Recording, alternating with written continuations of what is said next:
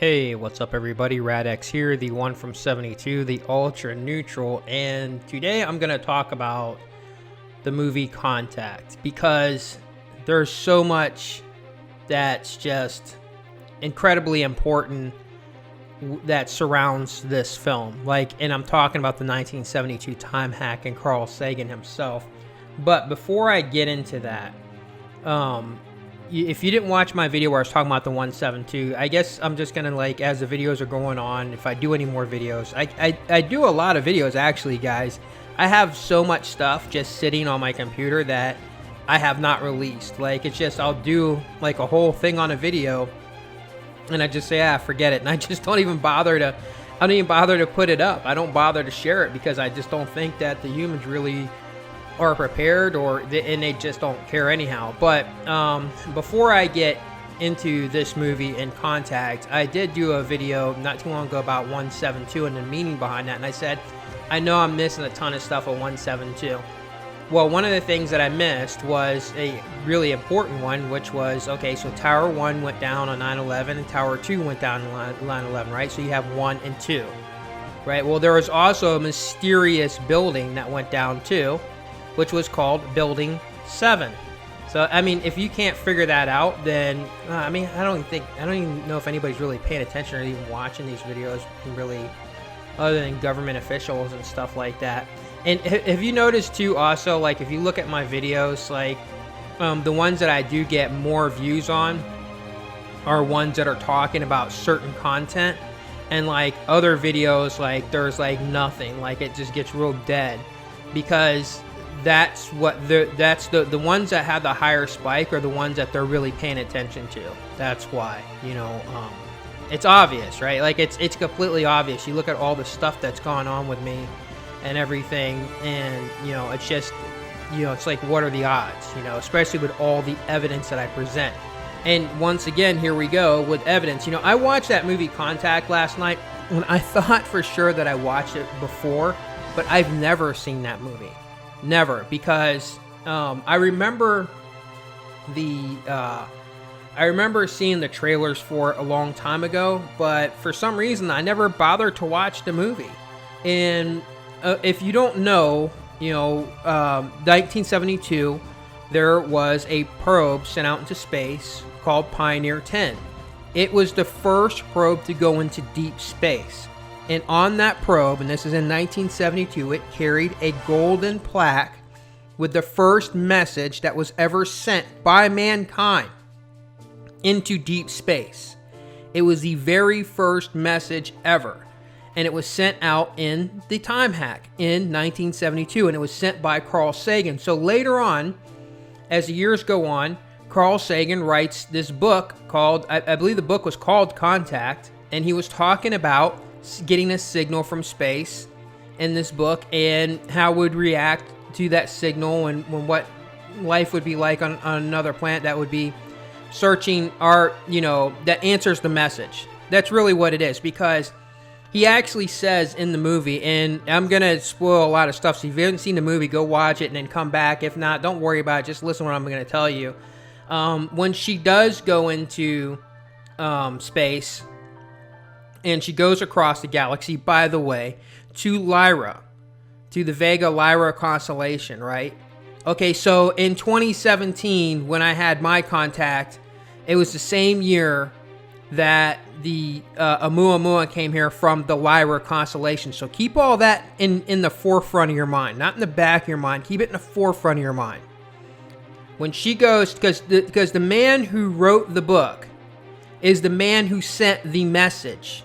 The actual real message on a golden plate for the first time in history into deep space in 1972 on Pioneer 10, 10 being X, the numeral, but sends it into deep space.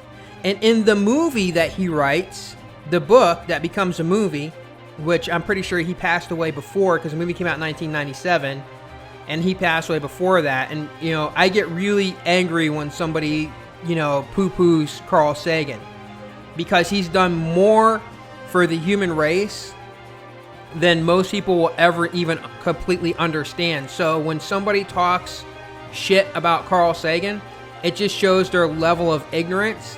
And then you have to ask yourself, what has that person that's talking all this shit about this man, what have they done? Oh, because they have a podcast or because they do a YouTube channel. This flat earth asshole one time was trying to talk smack about Carl Sagan. And it's just like, dude, you're on a lower level. You're on a super lower level. And that's just all there is to it. So, yeah, when I hear people talking smack about Carl Sagan, it makes me really angry. So anyhow, let me get back to the movie. So she goes into this spear that goes into this thing, which, by the way, the machine that is created, that she, like, okay, so she's getting no credit for all the stuff, her discoveries and everything she's done. It's always this other guy who's government, right?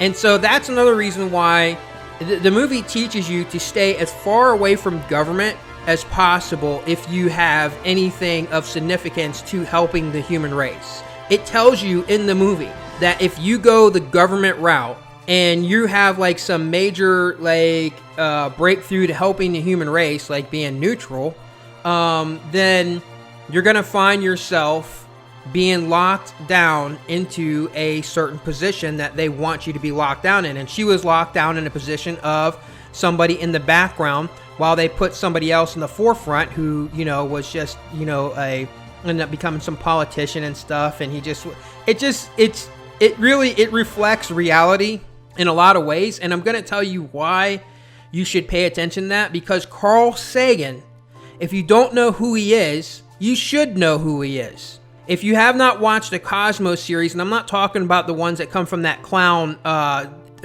Neil Disgrace, I'm not talking about him because he's a total clown. He's a joke. And the fact that he took Cosmos and started making his own series is another joke. Like, he doesn't have his own thoughts, and he had to go and take, the great Carl Sagan's work and try to run off of that like some kind of a spinoff, like some kind of sidekick spinoff. Get the hell out of here, bro. You're not even nowhere near in his league.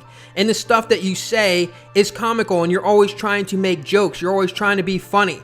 Carl Sagan once in a while would crack a joke, but that wasn't the crux of what you were there for. You weren't there for a comedy show. When you go see Neil Tice Disgrace, it's a comedy act with insert science.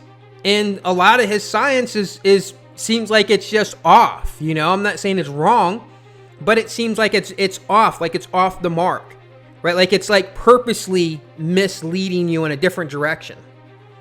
So, and that's like he's pissed off because about the whole thing with aliens and stuff, and this whole thing with the UFOs, and this guy, he's a joke. But anyhow, let's get away from him. Carl Sagan, and this is why I'm telling you pay attention to the movie, because Carl Sagan was the most notable, most well-respected scientist in the world at the time, right? He was, and I don't really care for Einstein, but I have a whole nother thing on that.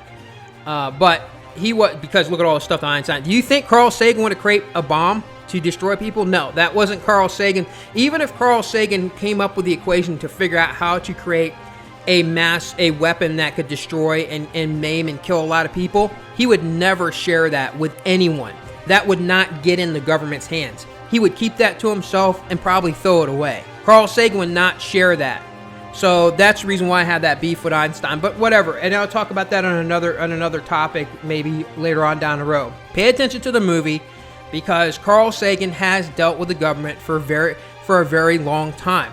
And the fact that he was the only person to actually send a message into space. Actually, there was another guy that was attached to the project to send this message, but it was Carl Sagan's idea.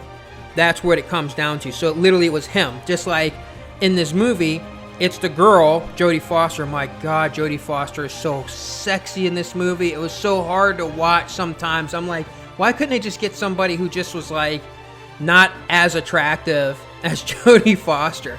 But anyhow, I'm gonna leave that alone, because I was just like, okay, it makes it distracting when you got a girl that sexy. But anyhow, so also I'm gonna get to it. I swear I'm gonna get to it. What happened with her contact? But also, Matthew McConaughey played in this movie too, and he played a religious man. Now, I just watched Matthew McConaughey on Joe Rogan's show about a week and a half ago, and that's what made me want to come back and watch Contact again, because Carl Sagan, or because, you know, Matthew McConaughey was in the movie, and when Joe Rogan brought it up, you can hear in Joe Rogan's voice when he brings up, you know, because they're talking about other movies and they're talking about stuff about, you know, about Matthew McConaughey's life, which is very boring, very strange, very bizarre life. Matthew McConaughey, if you did not know this, not only is he a staunch religious supporter, but he's also, he has to write down every single thing in his day. Not just what he's done for the day, but he will write for the next day. He will write on a page and he even said literally that he had to write on a page when he needs to take a shit. Like he writes that down to remind himself the very next day that he has to take a shit. So like he opens up his book in the morning. This is what I imagine what he's doing. He opens up his book in the morning. He reads what he's supposed to do for the day. He does those things. And then before he goes to bed at night, he writes down what his day was and what he's done through the day. And then he writes down what he's supposed to do tomorrow. That man's life is a script. Yeah, so I guess like he is an actor, right? But he's on a different level. He's on a very bizarre level. Like you should not need to write that type. You should not have to write those types of things down. We have people in the government who actually does the same thing too, and I know this for a fact, that they do those same types of things. What makes somebody like that? It makes you kind of wonder, huh? You know, what's going on there? Because that's like, if I was to go back to the whole theory of being in a simulation, that would make sense for an NPC, because what? They're programmed, right? Which also too, we're going to talk about programming with humans here, and it's you man. If I haven't said that before, if you haven't caught that before in the older videos, why do I always write you, M-A-N? Because when aliens were here and the humans were just becoming evolved and they were being, you know, induced to being more evolved, and they say, hey, you get over here, you man, get over here, you man, get over here. Me? Yeah, you man, get over here. Oh, human. Yeah, human. You man. Say it with me. You man. If you're saying you're calling somebody, say, hey, you man. Hey, you man, get over here. Right? That's you man. Don't you understand? Just as like in the Bible, same thing, right? Like when when I used to be religious and I used to read the Bible and stuff, and we close a prayer or whatever. By the way, the house, if you didn't know this, every day in the house, when they gaggle in, the first thing they do before they conduct laws to reign over America, the very first thing they do is they crack open the Bible and they have a preacher do a prayer. No, it's not from the Torah. No, it's not from the Islam, from the Quran. No, it's not pagan. No, it's not this. No, it's not that. It's not anything else. It is Christianity, right? So when people are saying, well, you know, it's these evil people are running America and all this and stuff like that. Well, every day before they conduct laws in this country, before they pass laws, first thing to do is crack open the Christian Bible. Those people aren't evil. They're Christians. All of them. Every single one. I don't care what side you choose. They're all the same. So what I was saying is, you know, when you close at the end of prayer, you say, amen, you know, amen, amen, you know, amen, like as an amen wrote all that, okay? So I'm going to get away from the Christian stuff. Let's get back to the movie. So anyhow, and by the way, the religious tones in this movie are massive. And it shows you how religion is detrimental to moving forward for humans on this planet, to getting contact, to trying to advance, to trying to move forward. Why is that? What has happened to the human species to stop you from moving forward? What put all this stuff in place? Well, we go back and we look at, well, okay, well, you can't blame the Bible completely because it was only written 2,000 years ago. So, but what was written long before that, 2,500 years before any of that was written, however, in that book, it tells you that, hey, this is when time began, but nobody decided to record when time began. until after almost 3,000 years after writing was written, after the first text, after the Sumerian text, 2,500 years before. And that's where you get the Anunnaki. And that's why the Anunnaki thing is such a big deal right now, because most people did not know this stuff. You know, hell, 20 years ago, you know, or in the 90s, nobody really was talking about the Anunnaki, not on a mass scale. Nobody knew about that stuff. You know, maybe some nerds that, you know, were like archaeological nerds and stuff like that. Most people, they didn't, I think most of that actually didn't even really become very, very much big of a deal until after we invaded Iraq, right? And if you don't remember, they went over there and they started, you know, taking all these things out of these historical, you know, preserved places, taking tablets and stuff and taking all kinds of things, and there was like this whole uproar over that. You know, George Bush, yeah, by the way, yesterday was sad from what I heard. They said he was sad to see the troops are leaving. I'm sure he was. But anyhow, let's get back to Contact.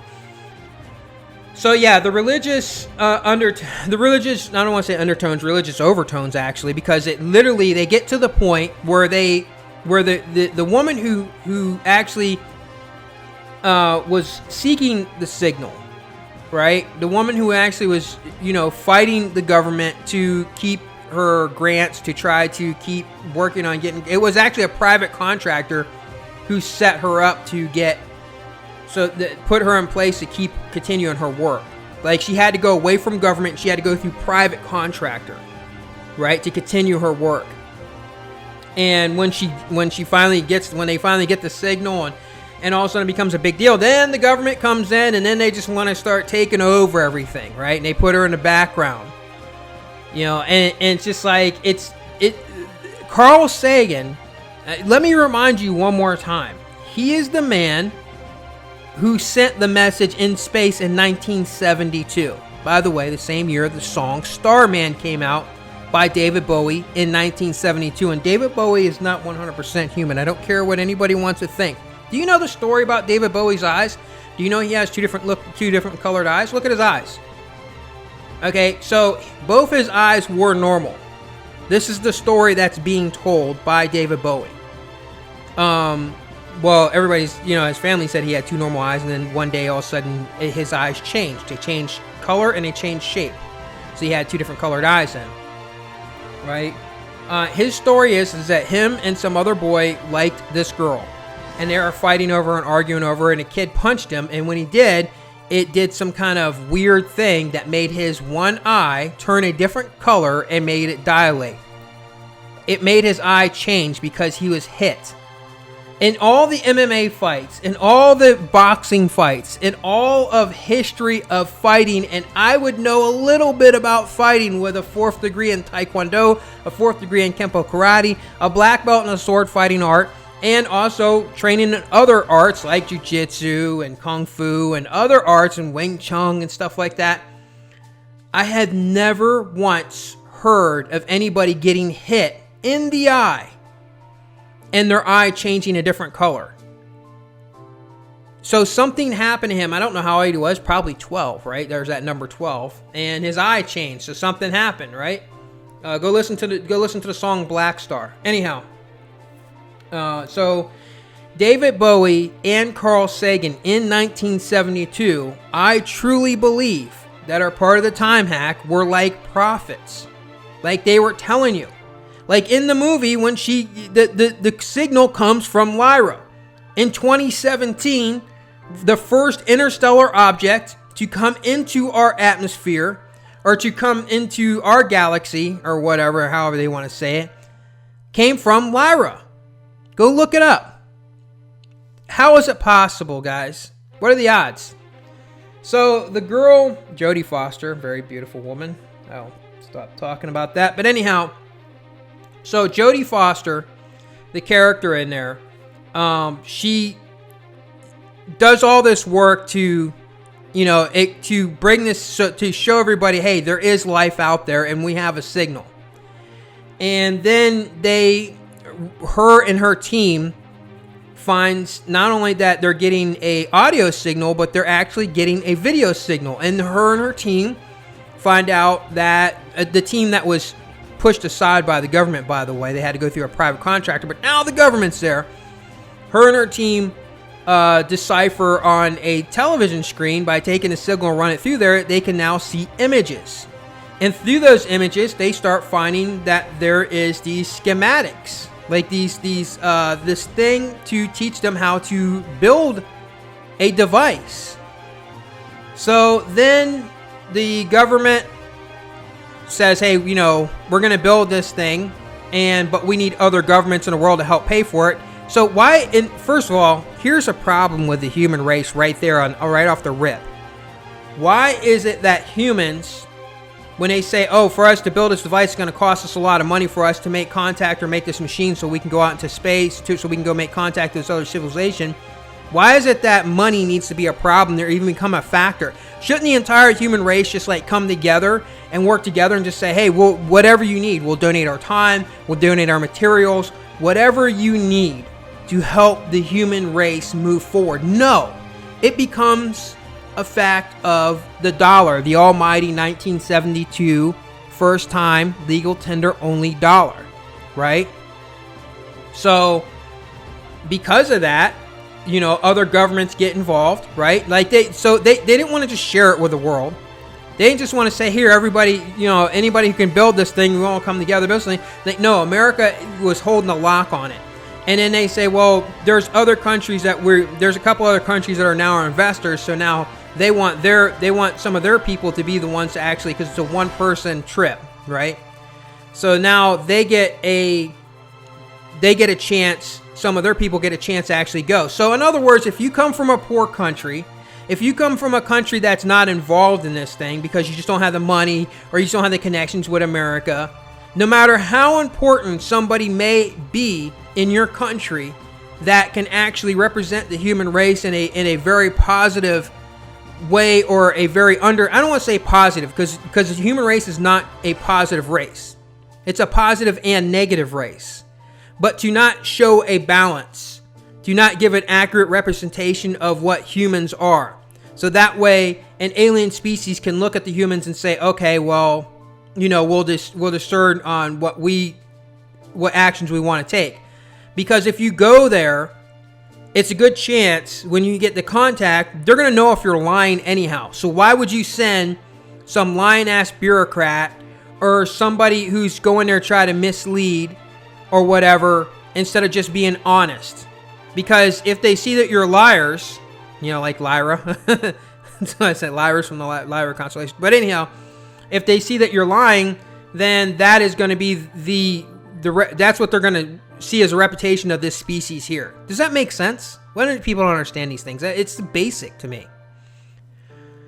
So because of that, she doesn't get a chance to go, right? And well, actually she does get a chance. I'm sorry, let me back up. She does get the chance to go on this trip. Her and I think it's her and 8 other people. I think there's 9 people or something that they choose, that they're going to choose from. When she goes and sits down in front of this board to say why she should be chosen, I mean, just because she found the signal, I don't think that she should be chosen just because of that anyhow. But they set it up in this movie like she's being victimized here. And she is, because there's a bureaucrat guy who's there who is, you know, this government guy who's been standing in her way all the time. He poo-pooed her research. He, you know, pulled the rug out from underneath of her. And then he starts getting all this credit for her work. So I get that. That's her own fault because she didn't speak up. So what they're showing you is to be a victim there. You know, it's just to get lucky, and that's the only way to move forward. No, she should have stood up for herself. And I'm not giving credit to the asshole in the film who's taking all the credit, because, by the way, he ends up dead. But, of course, right? There's always that. Yeah, she should have spoke up. She should have said, hey, you know, this is my research. And when the government was knocking her down, she should have just said, you know what? Hey, I'm going to go. I'm going to share this stuff with the world anyhow. Right? Like, at this point, she could just go wherever, right?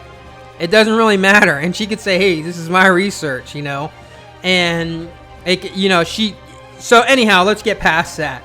So while she's sitting there and she's pleading her case why she should go, and like I said, I don't think she should get to go just because she found the signal and just because she discerned everything, because, you know, just because the person actually can build so astronauts or not astronauts, but the people who build space shuttles don't fly space shuttles. Does that make sense?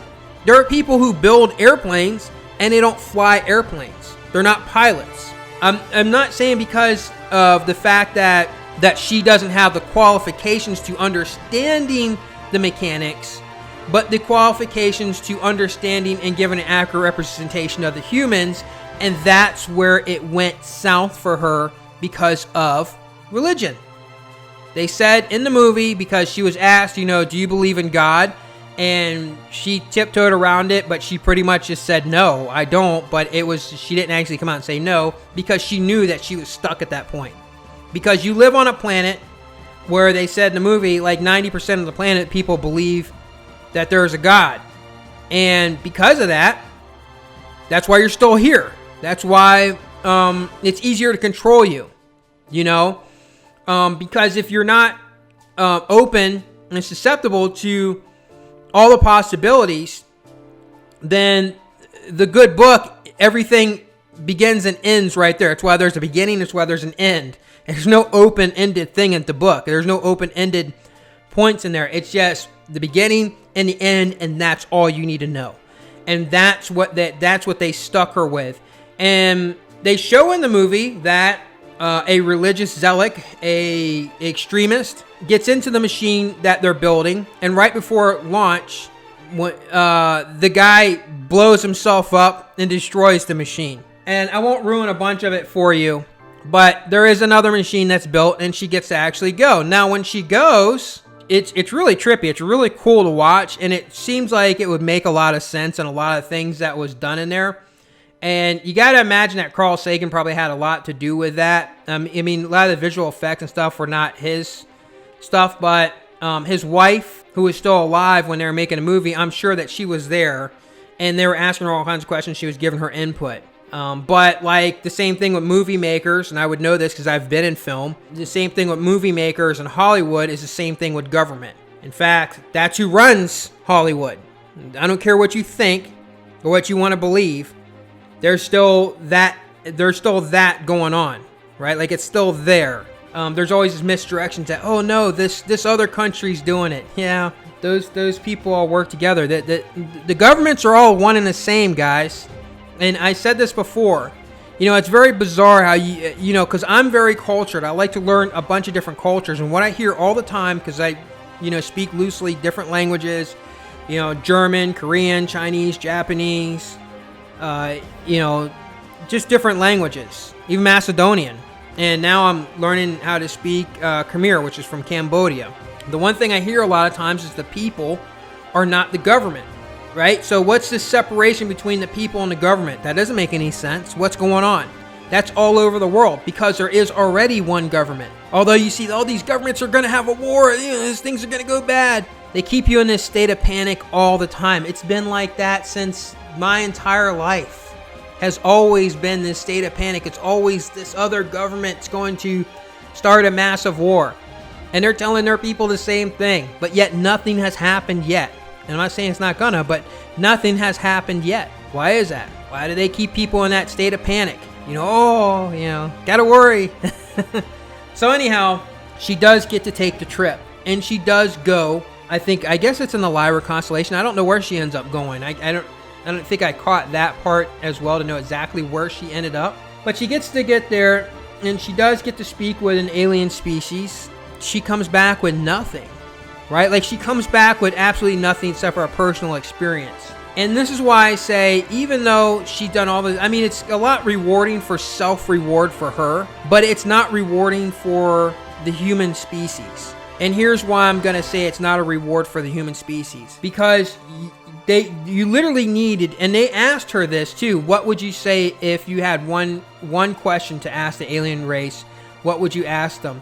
She fumbled all over it.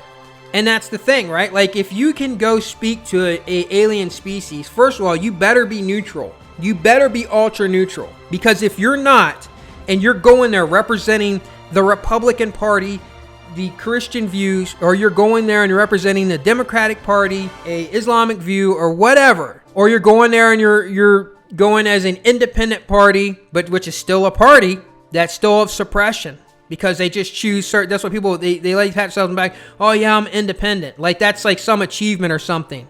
That doesn't make you neutral. You're still for laws that are suppressing, that people feel like they're being suppressed on the left and suppressed on the right. It's still the same thing. It's not neutrality. Being an independent's not. Let's say you're an independent party and you're a Nazi sympathizer, right? So, or a supremacist on any kind. And you're going to go speak for the human race? Come on. First of all, when they asked her about religion, I already know what would happen in this point if she would have said, yeah, I am a Muslim. How do you think that would have went down? They'd have said, oh, yeah, okay, well, you're still on the list. I mean, you're in America, it's an American thing, and you said you're a Muslim, right? And we're gonna send you to go speak for the human race. Well, she said she was anything else other than Christian. So now you got to flip that around. What if what if this was all taking place in the Middle East and it's in a dominant Muslim country, right? Like they run off of Sharia law and all that. And they're like, okay, so we are going to go try to make contact or whatever. Let's say it's something happened. They decide they were going to build this machine. And she said, oh, I'm a Christian. That's the problem, guys. That's a huge problem. Take a step back and think about that.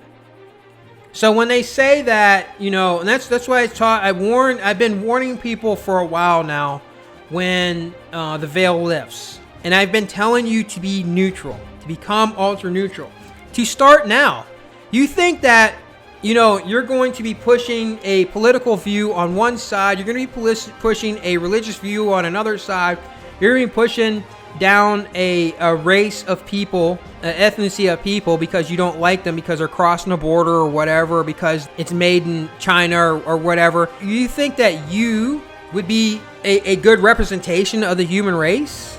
Come on. No, that's the problem. You have, and they're not going to, don't think that once the veil lifts, there is this mass contact, any extraterrestrial species that means any good for the human race, to help move the human race forward, is going to choose a side. I said this before. Oh, so what if that species says, hey, we want to just work with Nancy Pelosi? How would you feel then? What if she just wanted to work with Nancy Pelosi? By the way, what if they just wanted to work with her? Or if they just wanted to work with, let's say, somebody on the other extreme, right? Ted Cruz, on the Republican side, who shut the government down a few years ago. He was part of that group because of political reasons. Halting the whole country because of a political movement, right? Stopping mail, stopping things, stopping people from getting things that they need because of politics, because of a law that they didn't like on the Republican Party. The same thing happens on the Democratic Party. What don't you understand? And right now you're probably listening. It's probably making you angry if anybody's listening at all. I think probably just the government's the only ones listening to this at this point. When the veil lifts, it's too late for you to say, oh, wait, I'm neutral now. Oh, yeah, I'm neutral. I remember Rat telling me to be neutral. Hey, guys, over here, down here, I'm over here. Yeah, come to me. No, don't go to my neighbors over there to the left, and don't go to my neighbors over to the right. Because those people over there are lefties on that side of me, and those people over there are the far right. But I'm over here, and I'm in the middle. I'm good. You think that you're gonna fool them? Like, okay, now that they're here, that you're going to fool them and say, now you're neutral? Come on. If you can fool them that easy, then they're going to be wiped out anyhow. We're going to take all their stuff. We're going to take all their shit. So I don't think that's really, I doubt that very, very seriously. And there is a war coming too. And that's a lot has to do with what's going on. This movie exposes that. If you really pay attention, you really understand what's going on, and you watch how humans are acting, it exposes the fact that how easy it is for another species to come here and control. And that's what I said before. These people think, these people out here drumming up this whole, it's going to be a holy, these are demons and all this. Come on, man.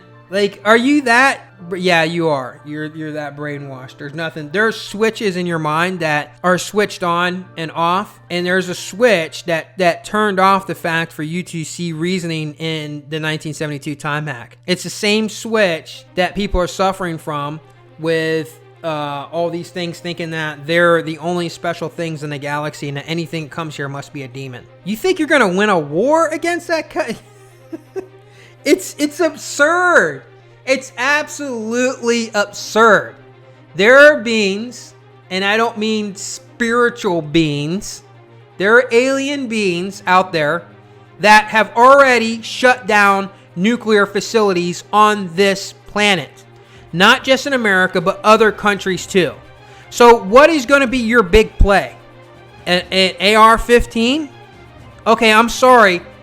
You cannot use your AR-15 to fight back if you're unconscious. Oh, well, what do you mean? Are they going to knock me out unconscious? They can do it without you ever even seeing them. So how are you going to fight that? You'll never see them coming. So it's folly. And those people who are getting geared up and who are doing all this, they're setting themselves up for failure for the human species. Right? It's like, it's almost as if their minds are so underdeveloped when they're saying that, yo, these are demons and we need to fight back against them. Their minds are so underdeveloped that they cannot comprehend what they're actually saying that they can actually fight, right? Like they have no comprehension of how vast technology is, so far advanced that a weapon may just simply be complete and utter mind control, 100%, without you ever getting a chance to fire a shot. And you want to make enemies out of these possibilities. That is absolutely backwards. And it is it's unbelievable. It's just when I hear people saying these things, I'm like George Norrie, what an asshole. And I think that regardless of what people want to believe, that humanity is going to either be under one big, either there's a savior coming here, or there's a beings that are coming here just to wipe out everything. I think you're completely wrong on that. I think that it's not going to be either or. Well, I'm pretty close, and but it's not going to be either or, especially when the Draconians come here. And I speak not as a representative of the Draconians at all, as somebody who understands more about them than what a lot of the bullshit is out there. They're not going to come here and play rulers, and they're not going to come here to have a war with the human race. But if these idiots try to start a war with beings with the Draconians who already have a psychic ability to know what you're going to do moments before you're going to do it. Always one step ahead, no matter what you do. It's utter and total failure. Meeting these beings halfway, like I said before, especially with the Draconians, not with your arms extended out for a hug, but not with your arms crossed and blocked, but kind of with your hands out and down as what do you want to do? Meeting them halfway. That is a type of respect that I believe that the Draconians are going to demand when they come here. Any other thing of, hey, our arms are stretched out, we just want to love you and all this and stuff, is going to look like you want to worship them, and that's insane. That's absurd. Any other to have your arms crossed or have your fist up is going to be absolute demise. So when people are running around saying all these things about making them out to be the boogeyman, show proof, show actual 100% evidence of any of this stuff. Because usually when you go back to it, always goes back to biblical fantasized beings manifest 2,000 years ago in a book. However, 2,500 years before that book was created, I don't know how are people that freaking stupid that they can't see it. Like, how do you not see that for 2,500 years before that came out, that nobody decided to write down all those stories 2,500 years later, which, by the way, reflect a lot of that stuff from a long time ago. But whatever, I'm not going to get into all that. Let's get back to Contact. So, Yeah, she was not a good representative of the human species at all.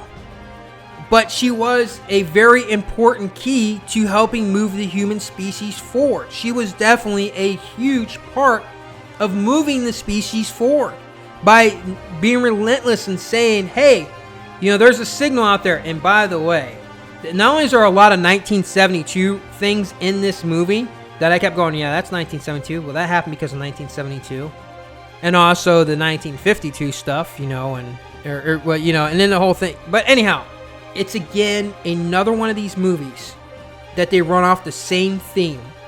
There's always this one person that goes against the grain that says, hey, I can provide evidence. Here's some proof. This thing has happened. And everybody sits there and pushes them down. And then finally the proof comes out, and then all of a sudden, then everybody's on board, right? I can tell you right now, and people love these type of movies. They love that movies. They love it. They love it when they see the hero as the person who's sitting there trying to educate the rest of the humans to help the humans move forward in a positive direction or something like that. And nobody's listening, and all of a sudden, boom, here's the big evidence, and then all of a sudden everybody listens and that person's validated. That doesn't happen in reality. You know why? 1972. I've been trying to expose this. There's 100% complete evidence that it's absolutely impossible. And this movie, Contact, is about the same freaking thing. And it's written by a guy who is part of the 1972 time hack, the biggest part of the time hack. In 1972, they sent a probe into space. When aliens come here, when do you think they're going to come here? Anyone's that find that probe and find that plaque on it, the gold plaque that show where we are in the solar system, what we look like. What timeline do you think they're going to come here? I already showed this before in another video. You think they're going to come here, 4,000, 5,000 years after that was done? No, they're going to come here during the time that probe was sent out, 1972. That, hence, is where you get a good part of that time hack. So if they came here in that timeline, that explains the Mandela effect. And it explains why everything, and by the way, it was sent out by America, so yes, it has to be here, right? And I don't want to exclude the rest of the world. Absolutely not. But it has to be here because the message was sent here first. So that's where they'd come to. So when you see all these 1972 things that are definitely a lot of stuff that has to do with America, well, that's where it was sent. It was sent from this point of origin. So when they travel in time and they come through space, they come to Earth, 625, and human race is pretty much wiped out, and there's nothing really here. Well, okay, so we look at when was this message sent? Okay, this message was sent in this timeline here, this 1972. Well, let's manipulate the time, and let's travel to that period to when they sent this message. And that's when they're going to go there, in the year 1972, and Carl Sagan, who wrote the book for Contact about getting a signal out into space. And what does the guy say when she gets there? When she gets to meet the alien, you know what he says to her?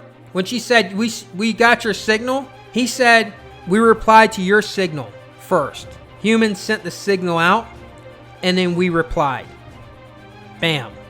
And like I said, the hero of and I'm definitely not trying to be no hero, and it's not I don't really show a whole lot about myself. I don't talk about myself as much. It's really me trying to help move you guys forward, because I don't really care. Every day for me is like the last day anyhow. Literally, I wait every day I'm like, okay, this is going to be the last day, because way things are, it's just, but whatever. Anyhow, we're going to move past that. So, the whole thing is that you see this time and again in these movies, Independence Day with the crazy guy who flies a plane and he talks about aliens, and all of a sudden he's a vindication. It happens in so many movies all the time. And those things sell tickets. They put butts in the seats, right? Because people like those type of stories. It just doesn't happen like that in reality, because those same people can listen to this whole thing and look at the stuff from 1972 and just shrug their nose up and go, yeah. And I provide so much evidence. So much, it's overwhelming, the evidence that I provide with portals and, time hack, 1972 and 2020. Psychic abilities, all these weird phenomena, weird things, You know, even the whole thing with the lottery that I just $72 on the 12th, and I get what, $12, 172. Why wasn't it $13? Why wasn't it $15? Why not, you know, $6? Nope, exactly $12 on the 12th. The movie Contact is a good movie. You should go. You should watch it. You probably won't. Most of you probably don't even care. And the problem is even people who listen to my message and are just listening to it for entertainment, when the time comes and the veil lifts, you're going to have to answer for that. What did you do for the human species? What did you do for your own kind? Ask yourself that every day. What have you done for your own species? And I don't mean because you work in a hospital. You're getting paid. I don't mean just because you help an old lady across the street. What have you done to actually help the human species? What have you done to go against the grain? This whole thing with the 1972 time hack, you better start speaking up. I really don't know how to help the humans either myself, to be honest. I'm just giving out the message. I'm showing you guys evidence. Watch the movie Contact. Enjoy what time you have left, because time is running out.